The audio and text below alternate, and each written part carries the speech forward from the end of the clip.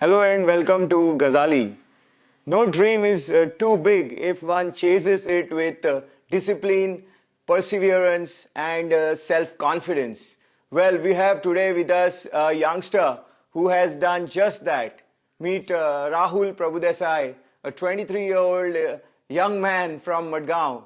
And this is a special show of Gazali because this man is really going to do something special which no Goan has ever done before.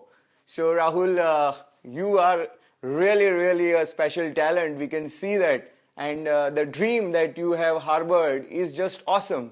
Mount Everest, Rahul. Thank you so I much. can't believe that I'm interviewing a person who is going to attempt to climb Mount Everest.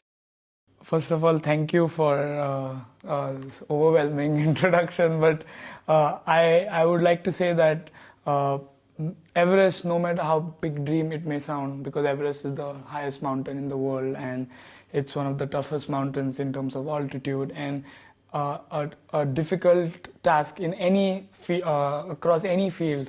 But no matter how big the dream is, it's, I think, never too difficult for any individual to achieve it if you just start working towards your dream. And it may sound a simple step like getting out of your house and starting to run about 1 kilometer, and you never know when you will achieve the biggest dream of your life. So no matter how big a dream sounds, if you have the will and if you have the commitment to the dream and if you're passionate about it, I think it's possible for any ordinary individual to pursue any dream that they think of. So I think that's a good note to start on. So I would like to say that yes, it's a big dream that I've chosen for myself, but it's something that any individual can achieve with hard work, with immense dedication, just like any other goal or any other aim that all of us have in our lives. Right. Rahul, tell us about yourself from your childhood.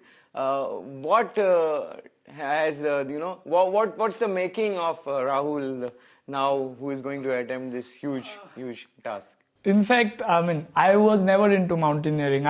Since we are from Goa and mountaineering is not a very common sport in Goa, it's but natural that I was just like other boys of my age when I was a kid who was into mainstream sports. But I happened to join cricket when I was about 8 years old, about 7 years old, and because my father is a Ranji Trophy cricket player, it was natural that he introduced me to cricket.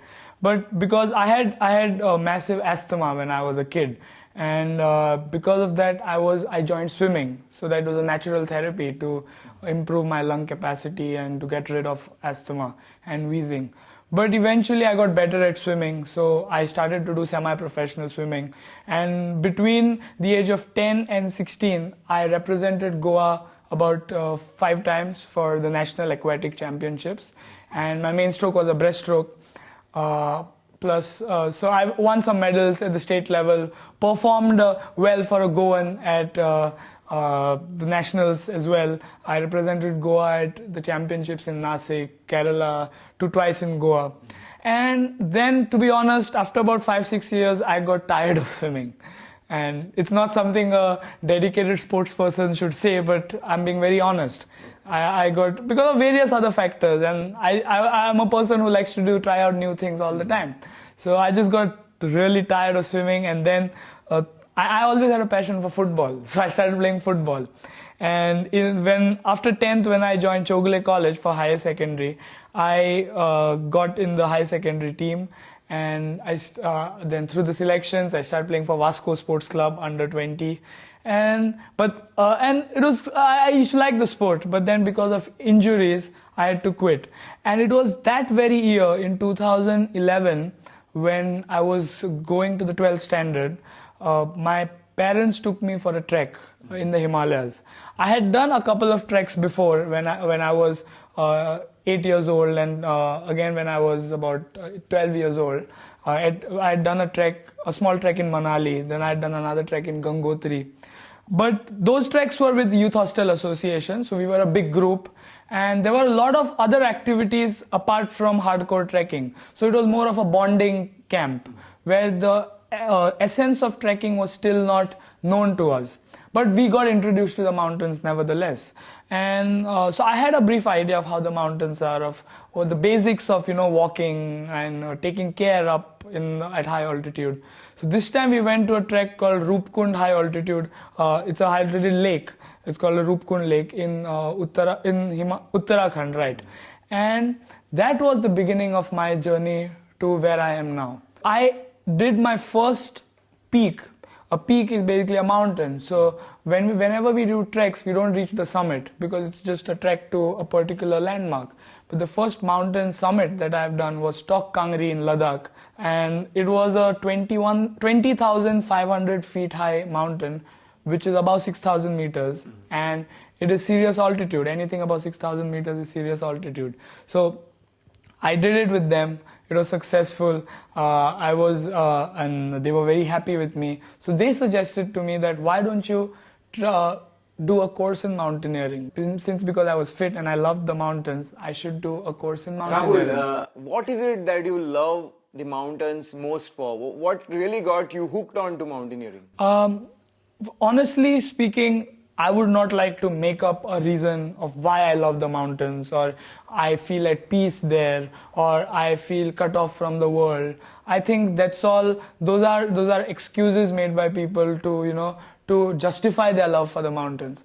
I love the mountains just like how a footballer loves playing football, or how a cricketer loves playing cricket. There is absolutely no philosophical reason to love the mountains. Of course, mountains are related to spirituality and a lot of other things with regards to our human spirit, the human soul. But I just love the mountains because they keep testing my physical and mental frontiers. And I just like to be amongst the mountains because I love climbing and I love the weather, I love the climate, I love being in the purest form of nature where I feel that you understand how small you are as a human being in front of nature. And I think that feeling makes us better human beings when we come back to civilization.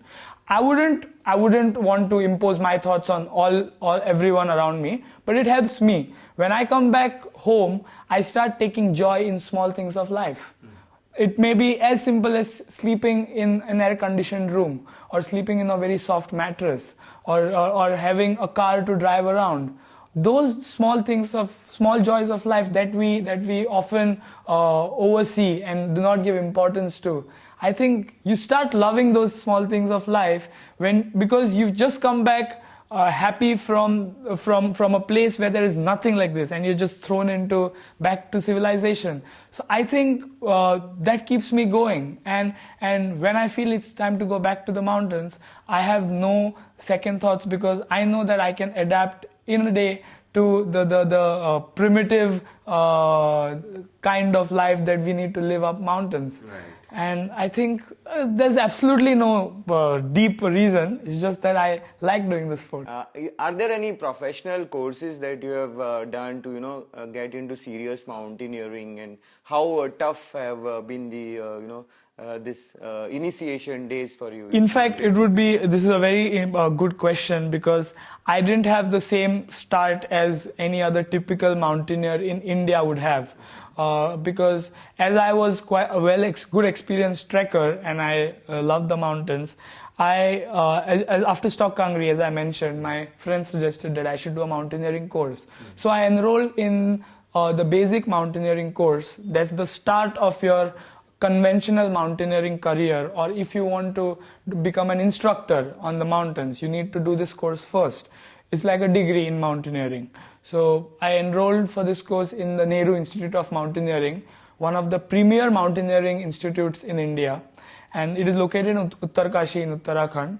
And it is a month-long course, a very difficult course, but a wonderful experience because it is complete, I think, national integration for me. You have about 70-80 students in the batch spread from all over India, also some foreigners. And during the course, you need to act like a team. You need to be compassionate to each other. You need to adjust. So you learn a lot of life qualities as well, and not just life qualities which you are forced to learn, but they are inborn, because you have to show good spirit to each other in the mountains, so that as a team you perform well. So as this and during the course we were taught the basics of rock climbing, we were snow climbing, ice climbing, and it's a defense run. It's a course run by the defense ministry. So a very a course where the professors are stern, and discipline is one of the main agendas on the entire itinerary. But about 25 days into the course, just 3 days were left. And a written exam for us to finish the course, that I fell ill with a lung infection at the base camp, which was at about 11,000 feet, which is not very high in terms of high altitude.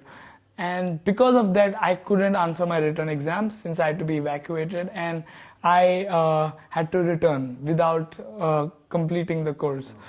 Although I learned all the practicalities involved in climbing, I couldn't get a degree, because it required you to complete the course, complete the entire 28 days. And it was a big blow to my self-confidence.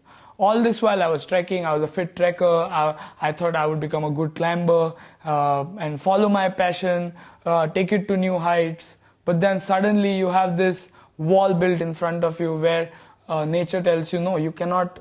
You fell ill at this altitude, which is a minor altitude, and you need to go back. And all that hard work put in for 25 days just vanished, because at the end I don't get a degree. But then when I came back, I thought these mountains are not meant for me. I should maybe just stick to trekking and continue what I'm doing. But what happened was, the following year, in 2013 January, the same two friends of mine who are mountaineers, who run the organization Trek the Himalayas, their names are Rakesh and Sandeep, very nice guys. They're about 8 years elder to me. They were in the early 30s maybe. They told me that they're ex-students of that institute. So there's no problem, we'll plan a small mountaineering trip, all three of us. So we decided in 2013 January to climb a mountain called Shitidhar in Manali, which is a trekking peak, but in the winter, because of excessive snowfall, bad weather, it takes the proportions of a technical peak and requires technical climbing. And so I said, why not? I'll just give it a go, because anyway I have nothing to lose. And so I just went there with an open mind, because I feel sometimes when you fail, you don't have anything to lose, and that's when you actually perform. Because you go with a very open mind, there are no expectations. So sometimes I think in life we have to fail at every given point of time. Because if it's just success, then you really don't know whether you're improving or what would happen if you hit a rock bottom. But if you have, I pray that none of us have failures in life, but at the same time we should understand the importance of failures. For me, speaking, as I said, I can't speak on behalf of a lot of other people, but for me this failure helped me. It gave me more confidence to go back to what I liked doing with an open mind, and that I think helped me during that expedition. Right. We couldn't climb that peak again. So again it was a failure in theory, but I learned a lot of techniques and how to apply what I learned during the course in the field. Have your parents backed you entirely throughout your career? Yes, they have supported me constantly. Of course, they have had hesitations because I'm the only child. Mountaineering is it is categorized as an extreme adventure sport with high risks, because a mountain that may seem very easy for some on one day may become impossible to climb on any other day because of a lot of other factors such as the weather. And that is why I have been met with some hesitation from them regarding some of my expeditions. But I think at the end of the day, what matters is that we have an understanding that I know that I will take precautions and come back. That is real success for me. Coming back alive is real success. Not trying to do something impossible and then dying doing that. I think the real success is you come back alive. So you must believe in fortune favors the brave. Yes, of course, fortune does favor the brave, because it's only when you get out of your comfort zone and take risks, you will always be rewarded. Because I think that's a very important part. Everyone, anyone, it can be a software engineer or it can be a cross-country skier. I think the most important part is getting out of our comfort zone. Absolutely. Because unless we do that, we are not challenging ourselves. And it's only when you challenge yourself, you also learn to draw your limits, know how to tackle risks. And that's what keeps you alive. And at the end, life is about the fittest surviving at the end of the day. So, coming to challenges, Rahul, what do you think are the most important challenges in front of you to achieve your dream of summiting the Mount Everest? Just as I was climbing throughout, I've climbed now I've been to about 5 expeditions, about 6,000 meters. So every time the challenge, of course, those expeditions, now Everest is an expedition that is amplified because it's a bigger expedition. But the challenges, I feel, remain, the scales may different, but the nature of the challenges remains the same. First, the challenge is basically the part where we need to train, the technicality, the fitness that's required. Because mountaineering is a sport that requires immense fitness, physical and mental. Mental, I would give more focus upon. But considering physical fitness, since we are from Goa, I mean, all of us are from Goa, we live in a land of the sun, sand and the sea, abundance of oxygen, not really a lot of mountains around us, and humid weather throughout the year. So it becomes a little difficult to,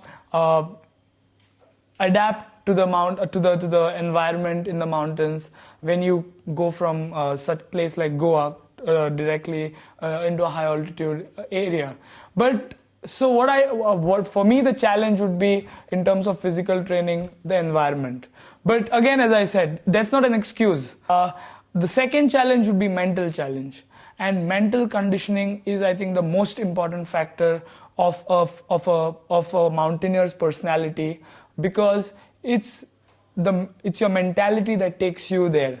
So, a climb on an Everest expedition is a 60-day expedition, which is 2 months.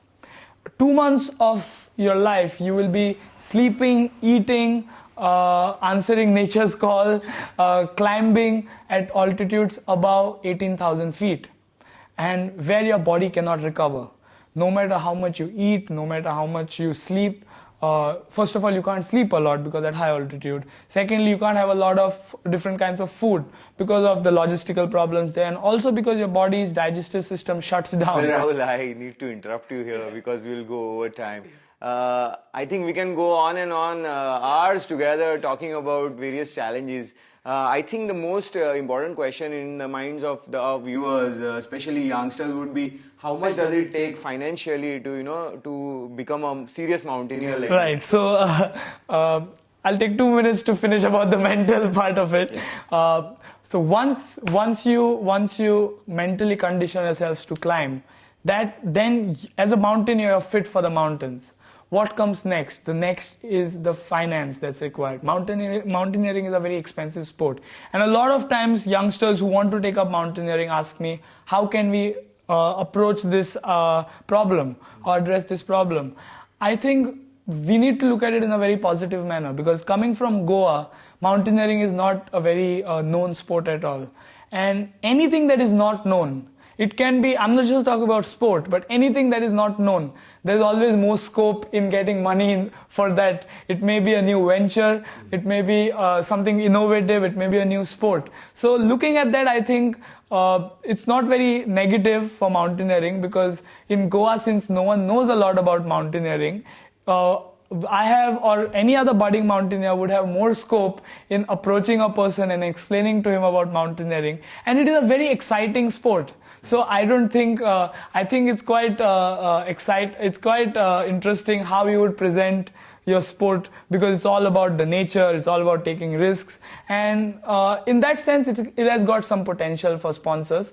But considering Everest expedition will cost me nothing less than the entire Everest campaign that I have undertaken, which would include a pre-Everest expedition.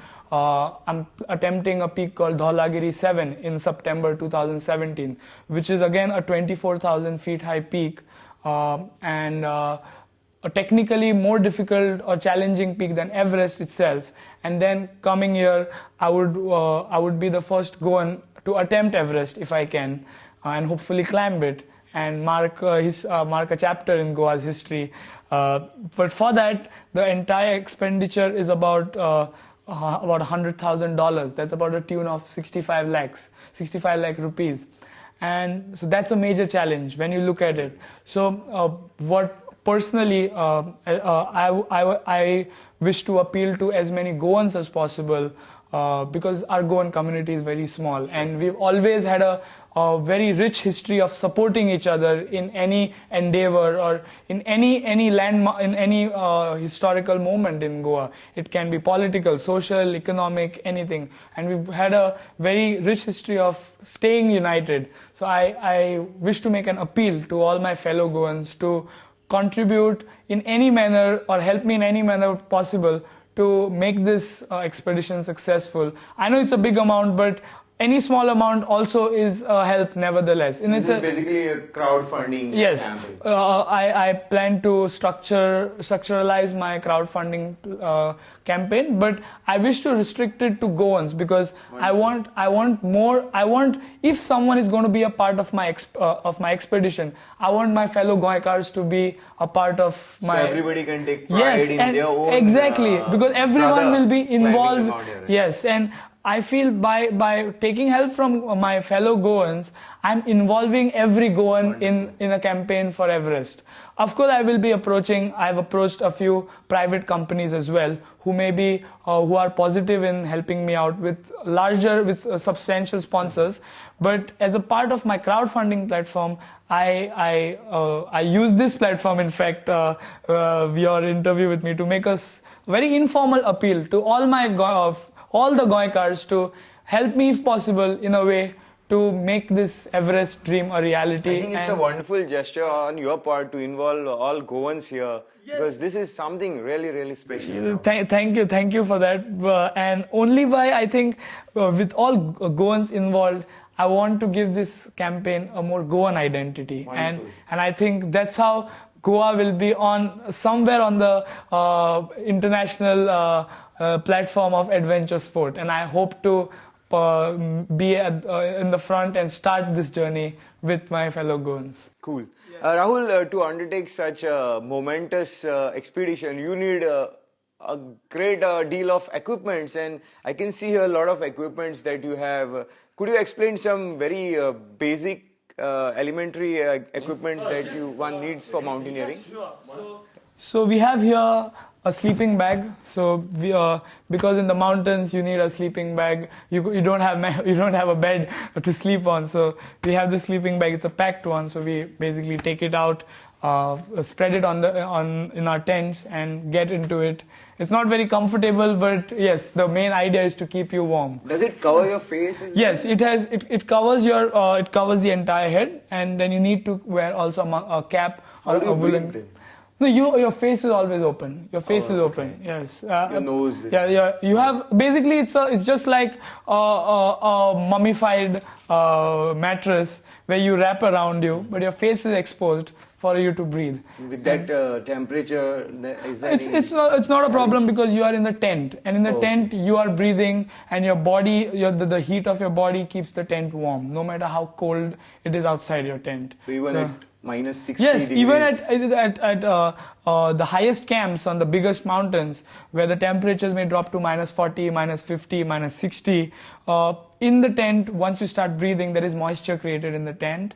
Your body heat is creating warmth in the tent, and sleeping bag just helps to it. Cool. And the whole idea of sleeping bag is to trap your own body heat and make you feel warm.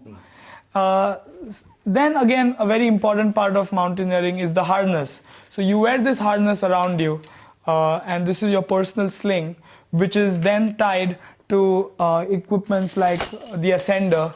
Ascender is basically you put this rope, pass the rope through the ascender for going up. And similarly, you have this called the figure of 8 or the descender, where you pass the rope while for coming down. It is also called rappelling or abseiling, where you need this as your crux of your instrument. Now these are called carabiners, where you attach your personal sling, which is this, by making knots, to the rope that is attached on the mountain, so that you're fixed on the mountain at all given points of time while climbing. If a fall, you would fall, but you would come and get stuck at the last anchor where you have tied a knot. So you won't come all the way down the mountain. So this is just safety measures and the most important equipment while climbing. Then we have the ice axe, where you use it while crossing glaciers or while even climbing vertical slopes, because this is the pick that goes into the ice. Again, this is the one that you use while walking or crossing glaciers into the ice. And also for checking crevices. Crevices are cracks in the snow which can be hidden by fresh snow. So you need to always tap your ice axe or your trekking poles into the ice to check for. Then these are the crampons and the mountaineering boots. Crampons are spikes basically which attach to the shoes here, which go like this, and basically used for ice and glacier travel. And these boots are basically double layer boots, where which can withstand temperatures again up to minus 50 or minus 60. These are the trekking poles that we use at lower altitudes of the mountain, and also again to check for crevices. And so these things that I'm explaining as a mountaineer are, without this, mountaineering is not possible. These are the basics of the basic equipment that's required while climbing any mountain, small or big. And then you have, we use jackets like these, because for warmth. And again, without such equipment, climbing high in such temperatures is not temperatures like possible. Minus 60, minus 50. Can these jackets withstand? Yes, of course. Is there any upper limit to the temperature these jackets can withstand? No matter how good the equipment is, it's a very good question. In fact, no matter how good the equipment is, you can never play with nature, and no matter the technological advancements, nature will always get the better of you. So again, as I said, what then takes you ahead is your mind, is your mental power. And if you're mentally fit, then you may not have the best of the equipment, but you can always reach where you want to reach. Mind. Yeah, yes. So that's very important. I think before getting all the best equipment, you need to be strong yourself. And this is just the add-ons that help you climb a mountain. What actually, when you climb a mountain, what actually matters is your physical and mental fitness. Yes, Rahul, it's been wonderful talking to you, and I feel a lot of pride in you, Goan youngster going to attempt to climb Mount Everest. It's a wonderful thing. Thank you so much. And with a Goan like you having me on this platform today, it's a privilege, and I think with this we can reach out this message to as many people, and I hope this inspires a lot of fellow Goans to take up sports like these in order to just explore the world, because it's a big world out there. Sure. Good luck, Rahul. Yes, thank you so much. So there you go. Rahul Prabhudesai is really on the up, and he's really pumped up to make this happen. He wants to summit the Mount Everest, and that's going to happen in April 2018. Now what he's going to do is he's going to undertake a rigorous training trying to prepare him for the summit. He's going to go to Ladakh to train at high altitudes, and it's going to be a very, very important phase of his life now before he attempts Mount Everest. We hope he gets all the support from all of us, and he makes this possible. Thanks for watching, Prudent. Keep watching. Goodbye.